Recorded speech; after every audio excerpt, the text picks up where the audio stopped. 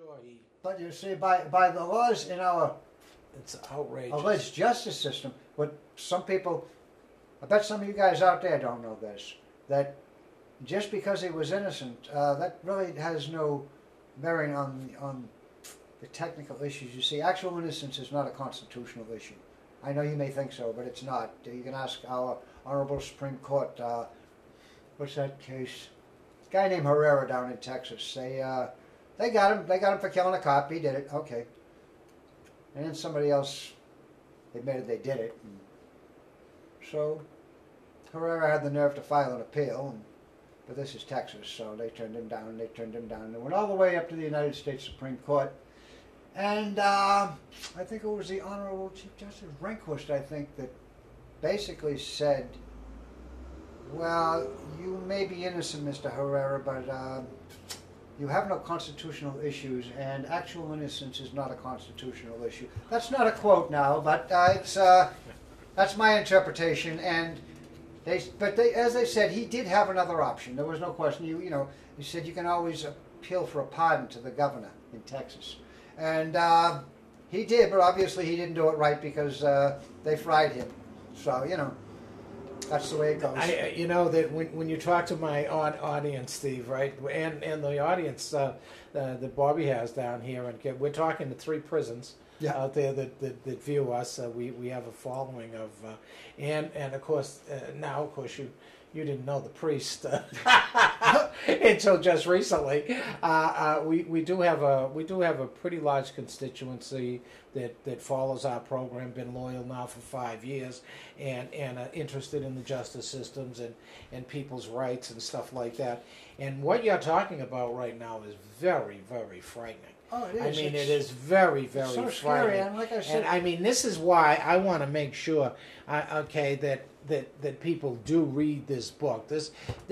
Both when the prisoners ran Walpole, but the execution squad fraud. I mean both of these books are personal to me.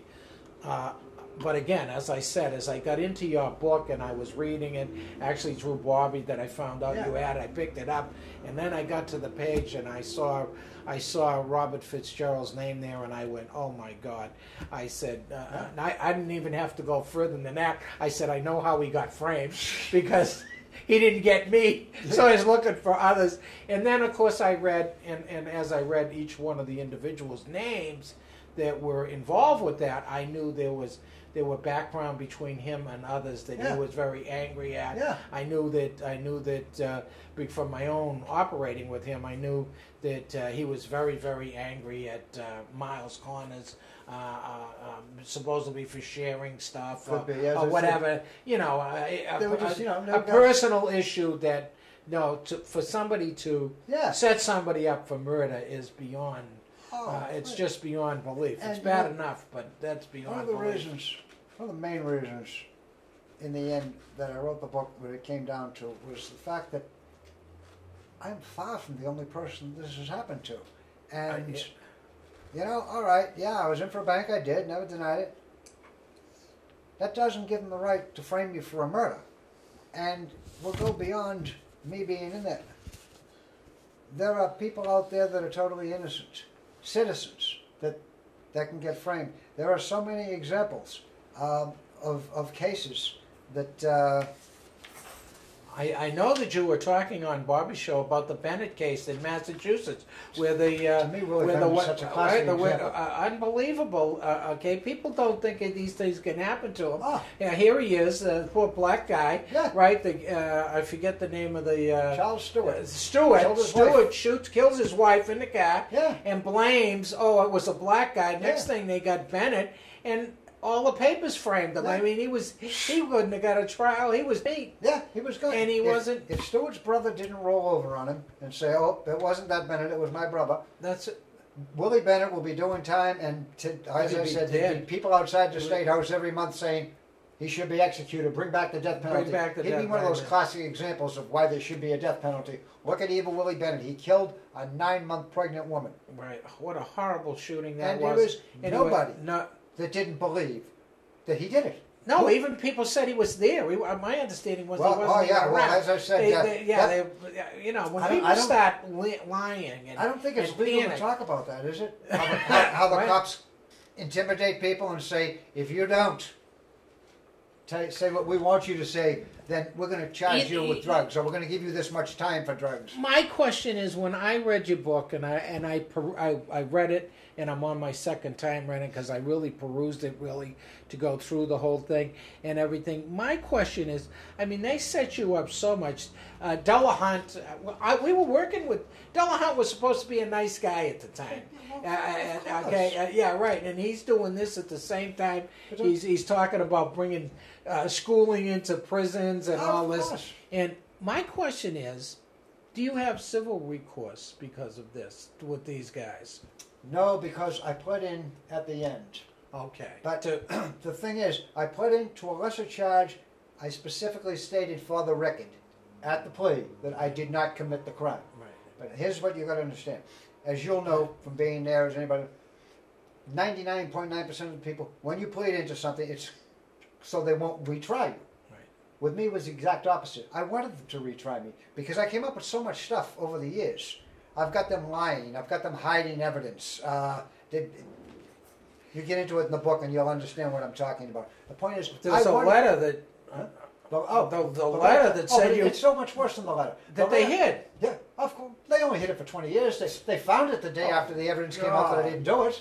It was just a coincidence. See, I got my Connecticut audience out here that I talk to, whether they believe these things happen. I mean, you know what I mean? It's that's like, why I wanted no, to they don't do this. This is, this is why it's a must. That's why, as I said, 20 years hiding a letter that says you were innocent. Well, then they found it after it came out. Your name wasn't even in there. And everybody, as soon as it came out, I'm sitting in courtroom at the evidentiary hearing. Fortunately, I got a real judge, Judge Gertner.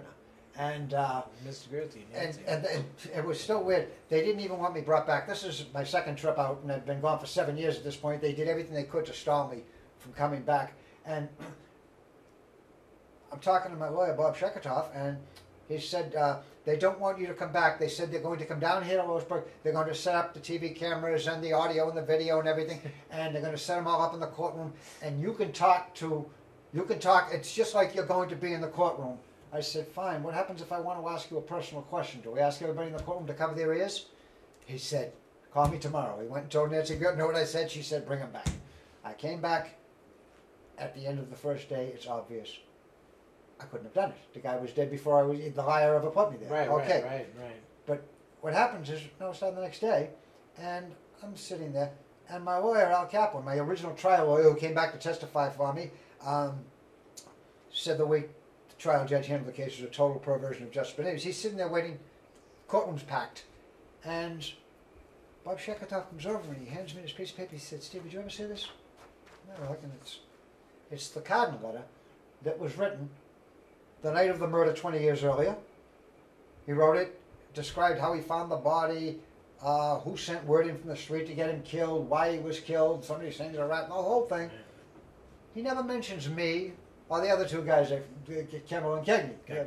But the thing is, he said, I said no, and he went, shh. He brings it over to Al Kaplan. Now, Alan's my lawyer. And Alan's sitting on the bench waiting to testify. He's waiting for Judge Grizzly to come out. And I can't hear him, but I see Alan take his glasses out and put them on. And all of a sudden, packed courtroom, dead quiet courtroom, he went, no, I never saw this before. And he loses it completely. He's yelling at the top of the... He said, if I had this a trial, there wouldn't have been a trial. And judge, she's a judge now. She was the first assistant attorney general at the time, Fran McIntyre. She just looked, she just nodded her head. It was like, she admitted, she said it afterwards in the papers that the letter was the heart of the case. Right. But everybody was thrilled. And they're all saying, Stevie, you're going to go home. I already know I'm going home. I've already got the case beat. And everybody was there except me. I was pissed off because I said, this is going to stall the case. Okay. Takes Judge Gertner a couple months because she put together a perfect opinion. And at the end of it, basically what she said is, I cannot rule on the... She made an actual innocence finding, by the way. Right. And even though she said, that's not the point, but to get rid of all the procedural bars that they were trying to use, that was the thing. Well, he's had appeals for years. It doesn't matter. She said, beyond all that, you have to go back to the state court. Right. And so you had to go back. You had to be sent back. Yeah. Well, as I said,